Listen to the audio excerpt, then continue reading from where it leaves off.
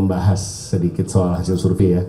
Jadi secara ilmiah hasil 3 survei yang sudah dilakukan oleh 3 lembaga yang kredibel, yang pertama adalah LSI, kemudian Poltreking, kemudian Mas Toto Carta Politika, yang kebetulan memang adalah lembaga survei yang dipakai oleh kita jujur aja. Tapi yang 2 ini bukan, ya, LSI maupun Poltreking.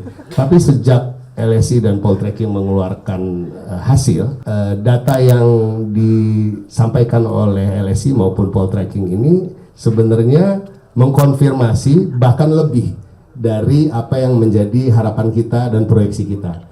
Yang pertama, PLSI itu menggelar surveinya pada antara tanggal 6 sampai 12 September.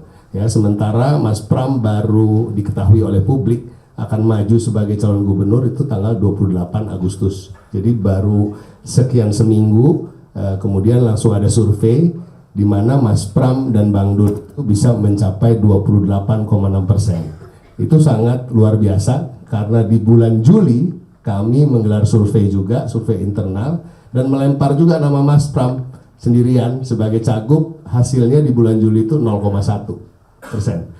Jadi dari Juli ke September 6 sampai 12 itu bisa 28,6, itu di luar ekspektasi kami karena kami juga belum menggelar survei sendiri. Karena memang kami merasa belum waktunya karena Mas Pram dan Bang Dul baru disepakati untuk maju oleh partai kami. Dan kemudian LSI, habis LSI Poltrekingnya Mas Hanta Yuda. Dia menggelar survei itu tanggal 9 sampai tanggal 15 September. Jadi setelah digelarnya survei oleh LSI, dan itu kemudian naik lagi ke 31% sekian ya, 31% sekian, dengan tingkat pengenalan Mas Pram sebagai calon gubernur masih di bawah 50%. Bayangkan, jadi di bawah 50% yang kenal Pramono Anung, tapi ada 31% yang memilih, sementara Ridwan Kamil tingkat pengenalannya sejak berapa bulan lalu sampai hari ini masih sama di 96%, 95 lebih persen.